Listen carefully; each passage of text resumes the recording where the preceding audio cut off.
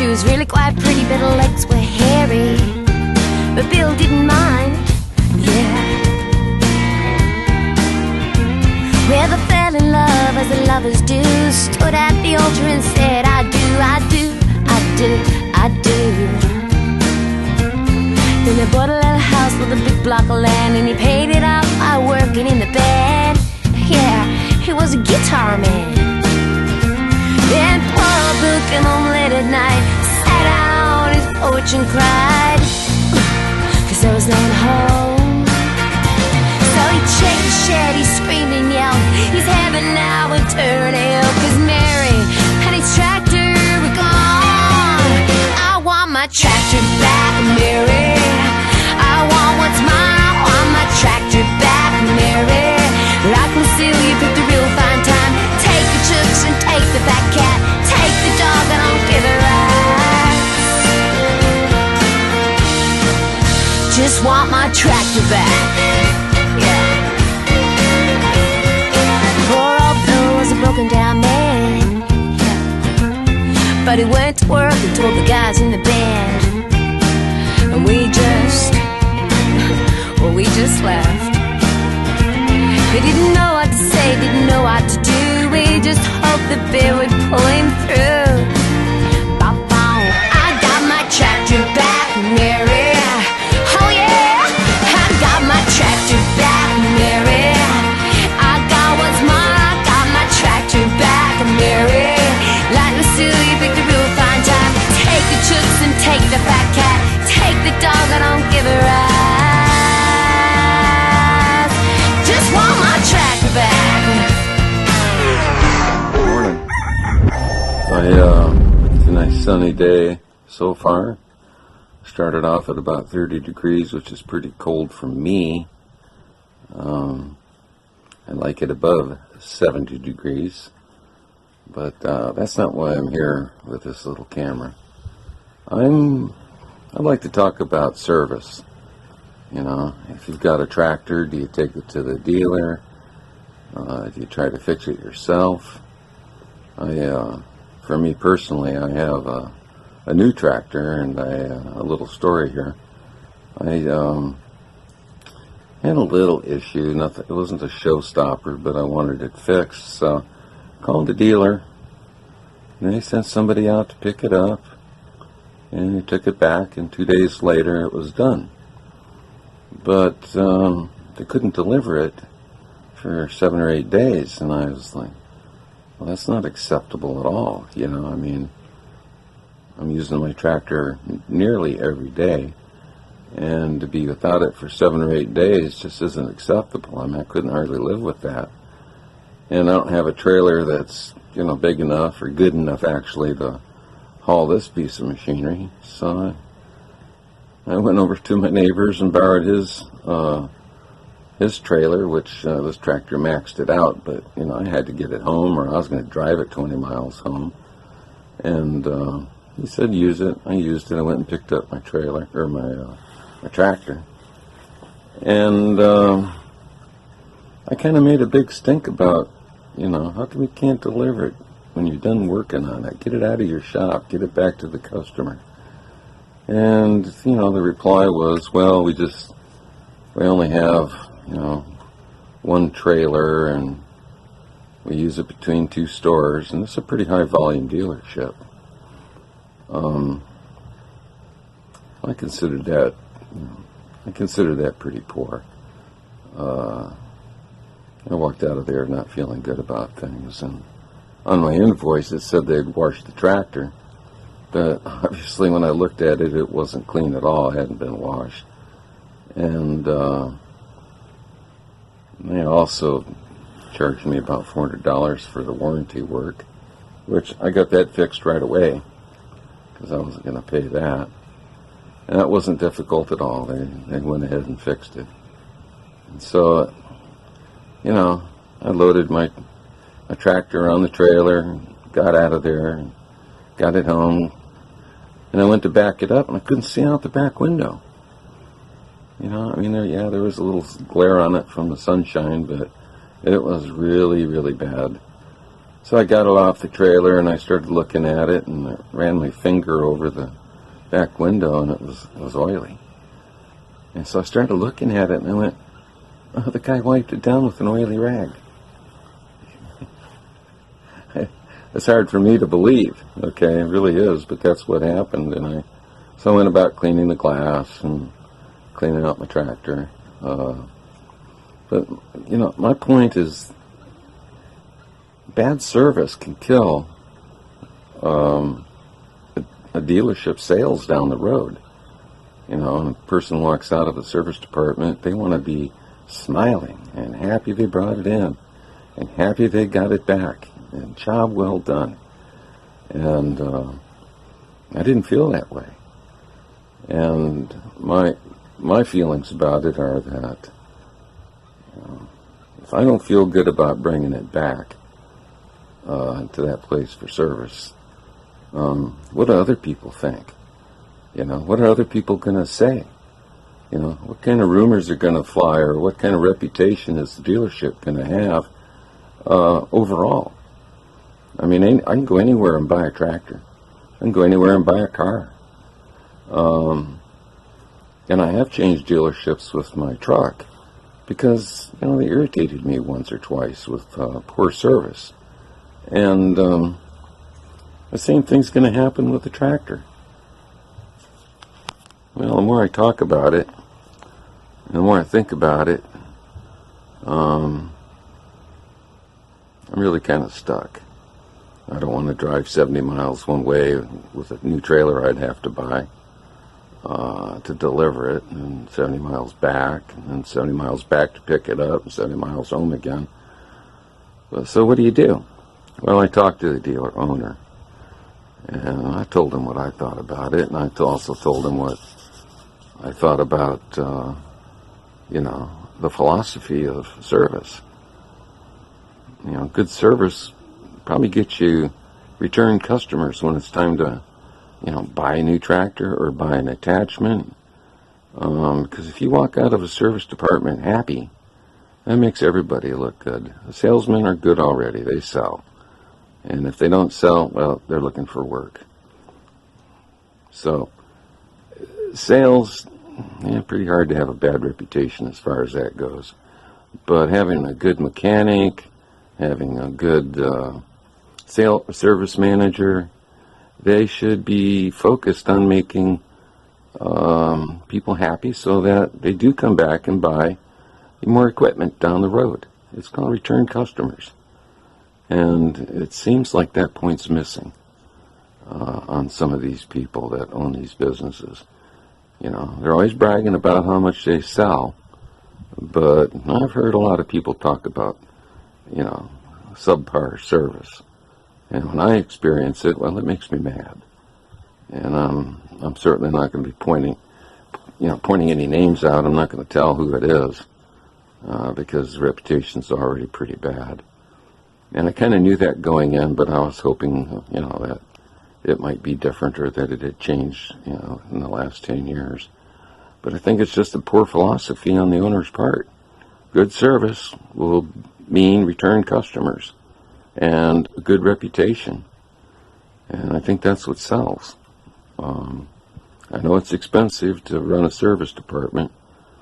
Got a lot of overhead. But what you also get is returning customers. They're going to come back for service because it's good and they don't walk away frustrated like I did. And if I needed a new tractor and service was good, I'd probably go buy another one. Keeping in mind that anybody can sell me a tractor. Anybody can sell me an attachment. It's after you buy it, what happens is what makes the deal good or bad, in my opinion. Hi, it's Mike with AskTractorMike.com. I'm on the lot of the dealership where I used to work for 11 years to talk today about dealerships. I get a lot of questions on this channel about what brand of tractor do I buy and what model, and I won't touch that. There's a lot of good tractors out there right now from a lot of different manufacturers that I would be proud to own. So if there's lots of good tractors out there, what separates one brand from another? Well, as I say in my book, An Insider's Guide to Purchasing a Tractor, I think the most important consideration when you're buying a tractor is the dealership you buy it from. So what makes a good dealership? Well, that's what we're going to talk about today. I'm going to give you some hints so you can find that dealership that's going to take care of you. And if you're a new tractor owner, you want somebody that's going to hold your hand a little bit and make that first tractor purchase a pleasant one. So let's get started. I think one of the main things you can look at that'll tell you if you're talking to a dealer or not that you want to do business with is their inventory. And we're at a time when inventory levels are kind of low because 2020 was a real good year in terms of tractor sales. But drive across their lot. If you come into a dealership and they have a row of combines on the front row and a row of articulated tractors on the second row and a row of planters on the third row, and on the fourth row there's 3 compact tractors and you're looking for a compact tractor, that's probably not your dealership. But if you come in and they've got a nice supply of tractors, big ones, little ones, different sizes for you to test drive, that might be your dealership. Now you'll find some dealerships are kind of ag oriented. They have harvesting equipment like round balers or combines on their lot. If that's mostly what they've got, you might want to avoid them. But they've got a mixture. That's okay. Some dealerships, you can tell their main thing is like lawn and garden or outdoor power equipment, ATVs and UTVs. And if they're predominantly an ATV and UTV dealer and they're just getting into tractors, you want to think about what that's going to do to the service department, and we're going to talk about that later. ATVs and UTVs don't have hydraulic systems, and they generally don't have diesel engines. Same with lawn and garden. So if you're primarily looking at a lawn and garden dealership that's got a few tractors or an outdoor power equipment dealership that's got a few tractors, they may not have that great a service department, and we'll talk about that in a minute. Maybe the dealership you're looking at has a lot of this kind of stuff, industrial equipment, skid loaders, mini excavators, wheel loaders, bulldozers, whatever. Well, that's all well and good. They're going to know how to work on diesel engines and hydraulic systems, and a smaller tractor is going to feel like a toy to them. But the big question with them, which brings me to my number 2 point in selecting a dealership, is parts and hours. What are their hours? A lot of industrial dealerships are not open on Saturday, so if you need parts, you can't get them on a weekend. Find out what the hours are of the place that you're at, and working right in with that, what's their parts department look like? So that's number 2. Number 3 is the service department. Service is tough. It's hard to find good qualified people. The go-between person will be the service manager at the dealership. And if you're buying a tractor, try to get back and meet the service manager. He's the one you're going to be communicating with if there's an issue with service or warranty. And so you want to see what kind of guy he is or lady she is. And that's a tough job to fill. Those guys have the hardest job in the dealership, in my opinion. And they got to be kind of technically oriented, but they've got to be a good communicator too. And that skill set doesn't really go together. And find out what their shop labor rate is. That'll tell you a lot. If they're an industrial dealership, they tend to have a lot higher shop labor rates. So if you're paying them to work on your equipment, you're going to pay more with a lot of the industrial dealers than you will with an ag dealer. The 4th thing to look at when you're looking at a tractor dealership is reviews. And those could be reviews online or your neighbors or people you run across. Before COVID, I would recommend going to that big round table at the local Greasy Spoon restaurant and asking the farmer table what they think of the local dealerships. But find out what other people think. If you're looking at a certain model of tractor and you're not sure whether you want it or not, have that dealer give you the names of people that own it and go find out what they think of it. It's a great way to get a review of something you're thinking about buying so you don't get into a trap of something that's not good. Number 5, look at their facility. I always tried to maintain a nice, clean facility. And we actually moved the dealership that I worked at to a nice, brand new facility. But before that, we had kind of a rundown facility in a rough part of town. And we had the same people and the same level of service at both places. I don't put too much into facilities other than I want a clean, organized facility. And I want someplace I'm comfortable to go in. A lot of dealerships are in like older buildings and they've been there forever. and I sure don't have a problem with that. But a successful dealership that moves to a high traffic area like this one, that's awesome. That's good. So look at their facility, and are you comfortable going in there? Number 6. Now this sounds like a little deal, but it's kind of a big deal to me. If you're financing the tractor, you're going to pay a dock fee.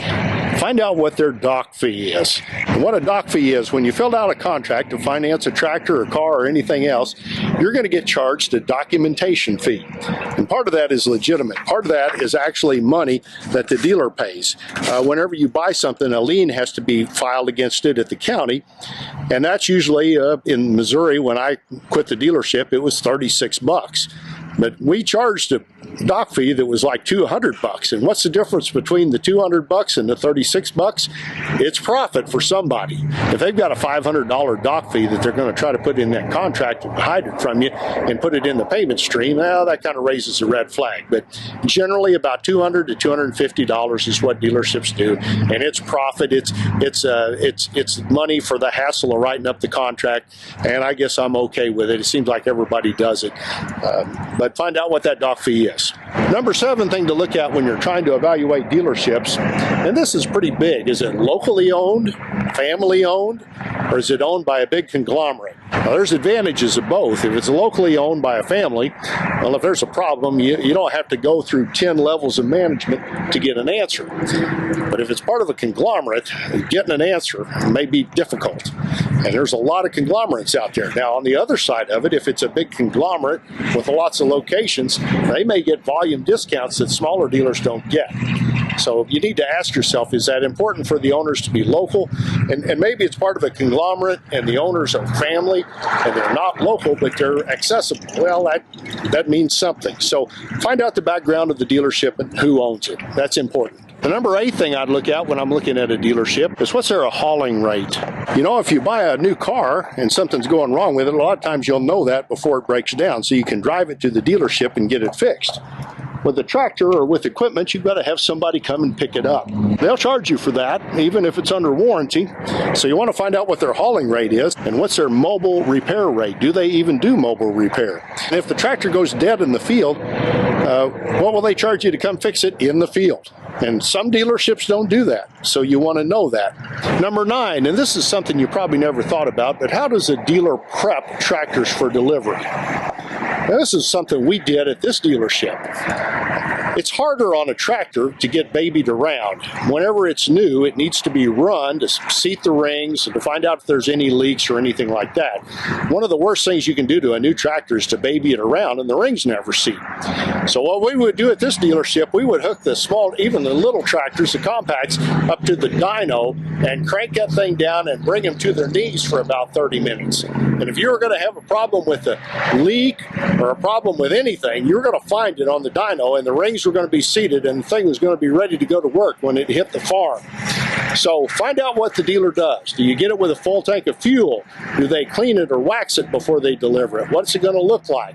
Are they good at scheduling deliveries? Find all that out. What prep goes into that tractor before it gets to you? And finally, the number 10 thing to look at, and this is probably the most important one, and this will be the topic of my next video, is what's the attitude of the dealership? Are they caring? Do they ask a lot of questions about your needs? And I'm going to talk about that in detail in the next video, but I can walk in a place a lot of times and just spend a few minutes there and know if I'm going to get along with them or not. And you definitely want a dealership with a good attitude that you trust and get along with to do business with.